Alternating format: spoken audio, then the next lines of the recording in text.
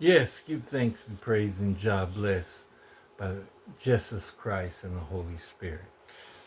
Yes, I welcome all ones and ones to Walking the Narrow Road here on YouTube um, with Brother James. This will be my third part reading of this book here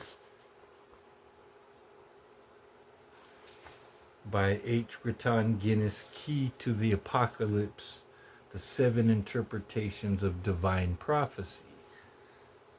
So um, I'll continue on with the reading. I just want to ask all ones, if you see this, please subscribe. I need subscribers. Like, share, um, leave comments if you have any questions or subject matter you'd like me to cover. Let's see what else. Check my playlist. I got a lot of good videos on all my different playlists.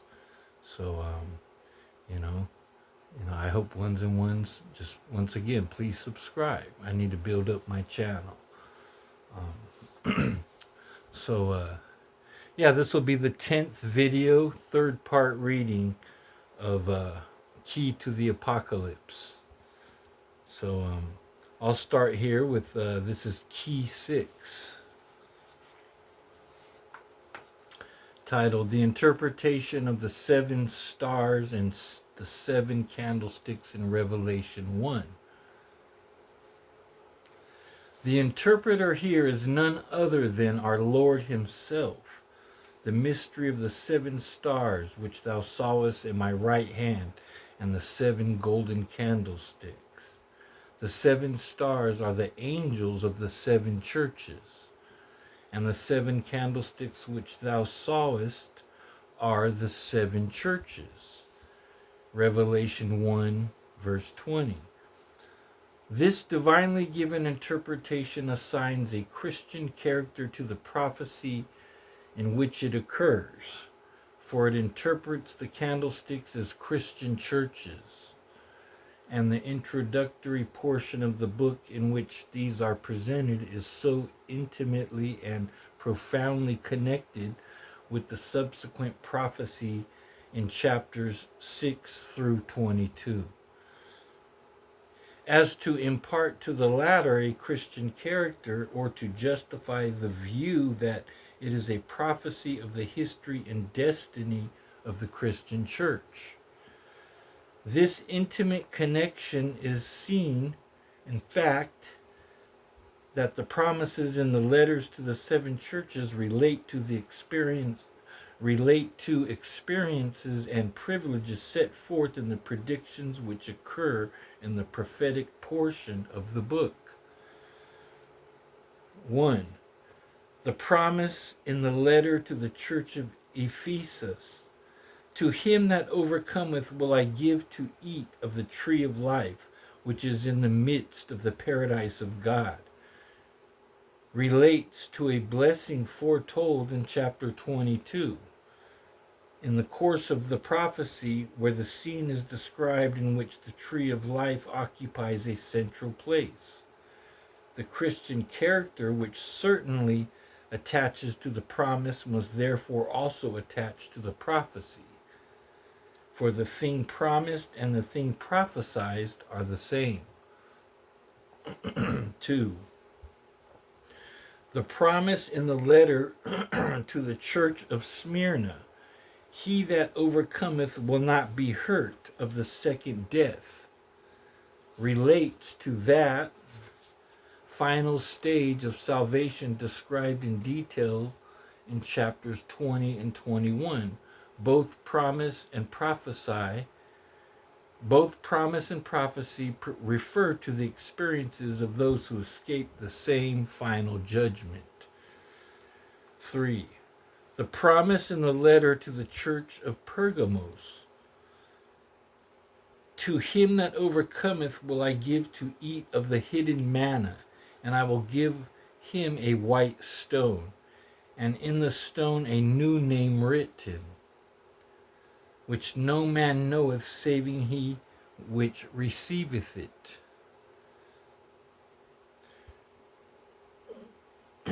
Is in one of the is in one of its features analogues with the prophecy of the 144,000 redeemed from the earth, who have their father's name written in their foreheads, and also with the prophecy in chapter 22 concerning the inhabitants of the New Jerusalem.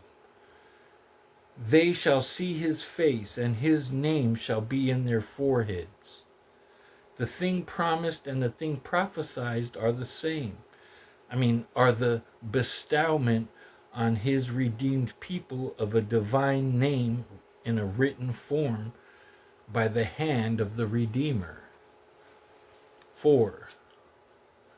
The promise in the letter to the church of Thyatira is, "He that overcometh and keepeth my words unto the end, to him will I give power over the nations, and he shall rule them with a rod of iron." In chapter 12 is a prophecy concerning a man-child who is to rule all nations with a rod of iron. And in chapter 19, Christ himself is seen in vision exercising this power. The ruling the nations with the rod of iron referred to in these cases must be the same as the promise of ruling the nations with the rod of iron is addressed to Christian people. The act of ruling the nations with the rod of iron described in the prophecy must be something in which Christian people take part. 5. The promise in the letter to the church of Sardis is, "He that overcometh, the same shall be clothed in white raiment, and I will not blot out his name out of the book of life." In chapter 7 is a prophecy concerning an innumerable multitude of all nations, peoples, and tongues clothed in white robes, washed in the blood of the Lamb. In chapter 19, the bride of the Lamb is seen arrayed in fine linen, which is the righteousness of saints. And in chapter 21, the names of the inhabitants of the New Jerusalem are said to be written in the Lamb's book of life. Here again, the blessings promised in the earlier part of the book are identical with the privileges prophetically foretold in its latter pages. 6. The promise in the letter to the church of Philadelphia is, "Him that overcometh will I make a pillar in my temple," or in the temple of my God, "and he shall go no more out. And I will write upon him the name of my God, and the name of the city of my God, which is New Jerusalem, which cometh down out of heaven from my God. And I will write upon him my new name." This is unquestionably a Christian promise relating to Christian experiences.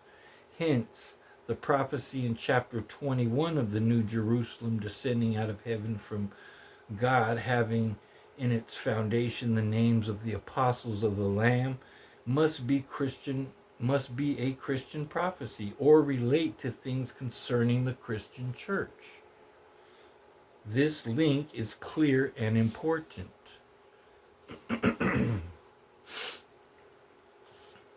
7. The promise in the letter to the church of Laodicea is, "To him that overcometh will I grant to sit with me on my throne." In the closing part of the prophecy, chapters 20 through 22, the victorious saints are seen reigning with Christ. "I saw thrones, and they that sat upon them, and they lived and reigned with Christ." The reward promised to Christian victors, the reigning with Christ. The reward promised to the reigning with Christ is identical with the reward of the victors over the wild beast power described in the prophecy. Promise and prophecy relate to the same exalted experiences and describe the same ultimate reward. The conclusion to which we are led that the prophecy chapters 6 through 22, is a Christian prophecy or relates to the experiences of the Christian church, and is strongly confirmed by the description of its witnessing and suffering saints as those who overcame by the blood of the Lamb, who have the testimony of Jesus Christ. Chapters 12, verse 11 and 17. Who keep the faith of Jesus. Chapter 14, verse 12. And are the martyrs of Jesus. Chapter 17, verse 6. Slain for the witness of Jesus. Chapter 20, verse 4. Who can those be who have the testimony of Jesus let me say that again. Who can those be who have the testimony of Jesus, who keep the faith of Jesus, and are the martyrs of Jesus? But Christian people. But these are the saints, the sufferers, and the victors of the prophetic portion of the book.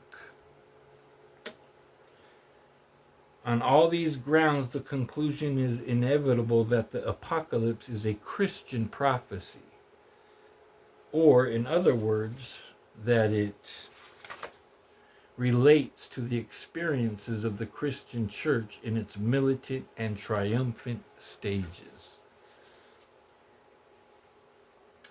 Key 7. The interpretation of the woman, Babylon the Great, and the 7-headed, 10-horned beast that carrieth her. Of all the visions in the prophetic part of the Apocalypse, chapters 6 through 22, that of Babylon and the beast in chapter 17 is the only one divinely interpreted. Though the interpretation of the vision, a door is open to the understanding of the rest of the visions in the prophecy. The vision of Babylon the Great, which is continued in chapter 18, is one of the most striking and important in the book. It is one of two contrasted visions in the closing part of the Apocalypse, that of the harlot city Babylon, and that of the New Jerusalem, the bride of the Lamb. In each case, the vision is shown to John by one of the 7 vial-bearing angels. In each, the object seen is doubly symbolized as a woman and a city. The harlot city is arrayed in purple and scarlet color, and decked with gold and precious stones and pearls, while the bride, the New Jerusalem, is arrayed in fine linen white, clean and white, which is the righteousness of the saints and has the glory of God. The one is the associate of the beast, the other of the Lamb. The one is drunken with the blood of the saints and with the blood of the martyrs of Jesus, and others consists of the saints and includes the martyrs. The one is punished with both temporal and eternal judgments. The other is rewarded with everlasting honor and felicity. The contrast between them is complete. Contrasted visions of Babylon and Jerusalem, the harlot and the bride.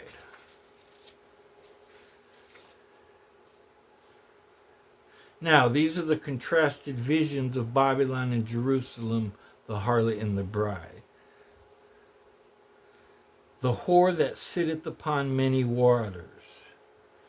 The bride, the Lamb's wife.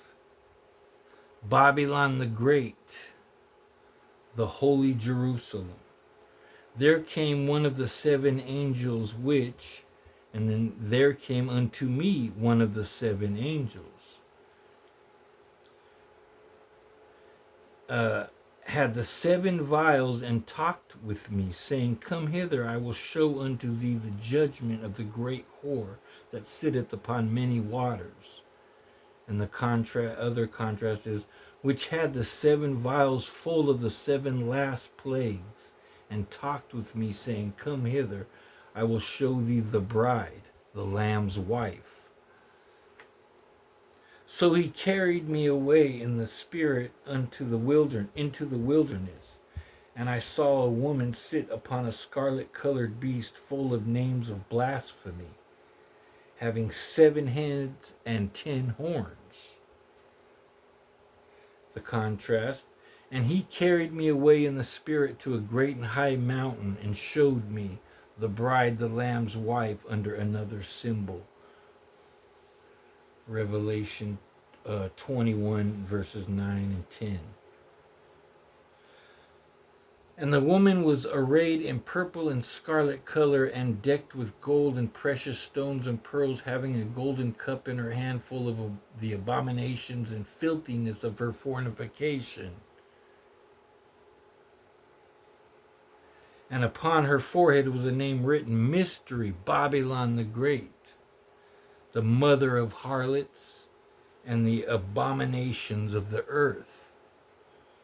And the contrast to that is, to her was granted that she should be arrayed in fine linen, clean and white, for the fine linen and the righteousness of saints. The bride is described as the holy Jerusalem, descending out of heaven from God, having the glory of God, and her light like unto a stone most precious. And then the next contrasts, and I saw the woman drunken with the blood. The dragon persecuted the woman, and the dragon was wroth with the woman.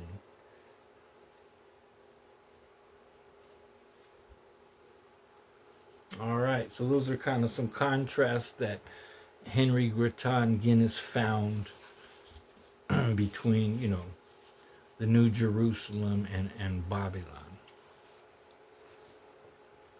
Okay, now the interpretation of the vision. Of Babylon the Great, the apostle says, When I saw her, I wondered with a great wonder. Revelation 17, verse 6. And the angel said unto me, Wherefore didst thou wonder? I will tell thee the mystery of the woman, and of the beast that carrieth her, which hath the 7 heads and the 10 horns. Verses 8 through 18 contain the interpretation, which is clear, copious, and categorical. 5 principal points are dealt with in the explanation under the expressions, the beast that thou sawest, verse 8, the 7 heads, verse 9, the 10 horns which thou sawest, verse 12, the waters which thou sawest, verse 15, the woman which thou sawest, verse 18. Every point interpreted fixes the application of the vision to Rome. Point 1. The woman is interpreted as signifying the city of Rome. The woman which thou sawest is that great city which reigneth over the kings of the earth. At the date when the apocalypse was written, Rome governed the world. Point 2. The city is represented as sitting on 7 hills. This is a well-known feature of the city of Rome. All the Latin poets for 500 years speak of Rome as the 7-hilled city. Rome is depicted on her imperial coins as sitting on 7 hills. Among the early fathers, Tertullian and Jerome may be cited as referring to this feature. I appeal, says Tertullian, to the citizens of Rome, the populace that dwell on the 7 hills. Jerome, when urging Marcella to quit Rome for Bethlehem, writes, Read what is said in the Apocalypse of the 7 hills.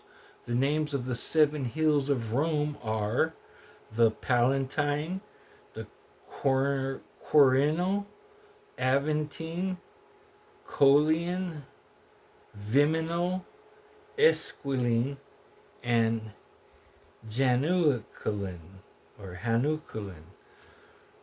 Point 3. The harlot city is represented as seated upon many waters. That's Revelation 17:1, which are interpreted to mean peoples and multitudes and nations and tongues. Verse 15. Such was certainly the position of Rome. The nations of the world were then and for centuries after subject to her sway. Point 4. The harlot city is represented as seated upon the seven-headed, ten-horned beast. In the prophecies of Daniel, the ten-horned wild beast is the fourth Gentile empire, or the Roman. No city ruled the Roman Empire but Rome. Point 5. The sixth head of the wild beast power which carried the harlot is stated to have been in existence at the time when the apocalypse was written. Of the seven heads of the wild beast, the angel says, 5 are fallen and 1 is, and the other is not yet come. These 7 heads are interpreted to be ruling powers. 5 of these were past, the 6th in existence, the 7th in the future. Hence, the wild beast under its 6th head represented the Roman Empire as governed by the then existing Roman emperors, and consequently the harlot city born by that beast must have represented Rome itself. Point 6. The 10 horns are interpreted as 10 kingdoms, then future, into which the empire should be divided. These horns or kingdoms first submit to the harlot city, and then rise against her, and make her desolate and naked, and eat her flesh and burn her with fire. Their futurity at the early date is indicated in the words, they have received no kingdom yet. Verse 12. It is a notorious matter of history that the Western Roman Empire was thus divided into the Gothic kingdoms, whose average number has been 10 for the last 12 or 13 centuries, and that these Gothic kingdoms have overthrown the city of Rome and laid it to waste after having been subject to it for centuries as the city of the popes. Excuse me. 7. The attire, character, and persecuting action of the harlot city identify her with Rome. The view that the Babylon of the Apocalypse represents Rome was prevailed in the Christian church, both Eastern and Western, from the earliest times. Tell me, blessed John, says Hippolytus, why didst thou see and hear? What didst thou see and hear concerning Babylon? Arise and speak, for it sent thee also into banishment. Victorinus, the author of the earliest known commentary on the Apocalypse, says, the 7 heads are the 7 hills on which the woman sitteth, that is, the city of Rome. Augustine writes of Rome, the second Babylon, and the daughter of the first, to which it pleased God to subject the whole world and bring it all under one sovereignty. Protestant interpreters maintain, while Roman Catholic interpreters admit, that the Babylon of the Apocalypse is Rome. Cardinal Bellarmine says Rome is signified in the Apocalypse by the name of Babylon. Cardinal Baronius says all persons confess that Rome is denoted by the name Babylon in the Apocalypse of John. Bossuet declares that the features are so marked that it is easy to decipher Rome under the figure of Babylon. While Romanists and Protestants are agreed that the Babylon of the Apocalypse is Rome, the former maintain that Babylon represents Rome pagan and the later Rome papal. I do not hesitate, says Dean Alford, to maintain the interpretation which regards papal and not pagan Rome as pointed out by the harlot of this vision. The subject has been amply discussed by many expositors.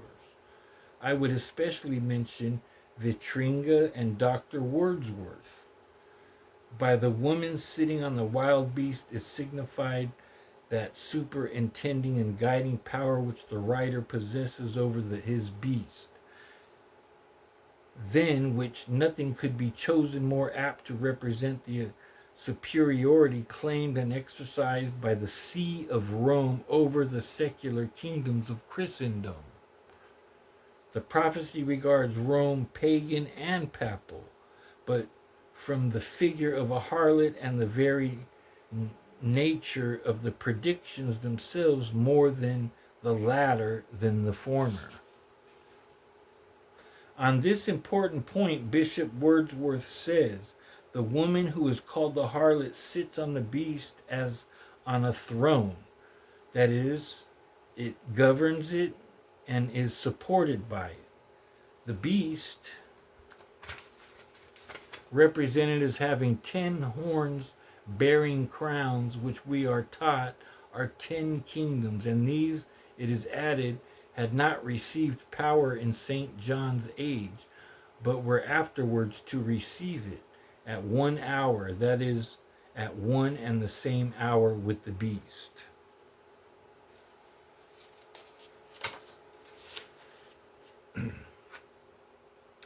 Now, if we imagine the woman on the beast to be heathen and not Christian Rome, where were these 10 kingdoms, which had not existed in St. John's age, and which were to arise and receive power contemporaneously with heathen Rome?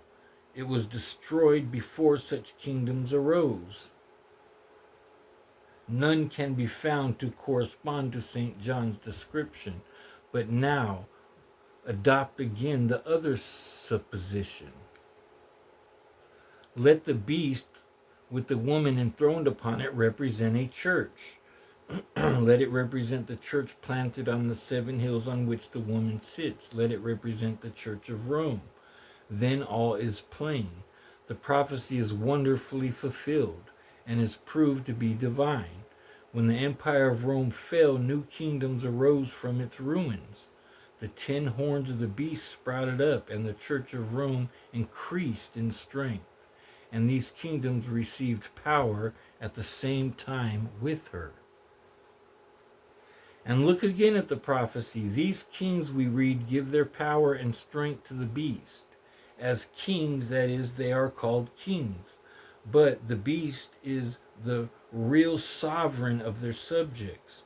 What is the fact? The European kingdoms which arose at the dissolution of the Roman Empire did surrender themselves to the dominion of the Church of Rome. Italy, Switzerland, Germany, Poland, Hungary, France, Belgium, Spain, Portugal, and our own England for many centuries were subject to the papacy. The woman who sat upon the beast had her upon it 10 horns. It's 10 horns. And held them firmly in her grasp. She treated them as her subjects. The papal coins claim this. Omega, okay. Such are her claims declared at the coronation of every pontiff. Know thyself the Father of kings and princes, ruler of the world. These are the words that which he is addressed when the tiara is placed on his brow.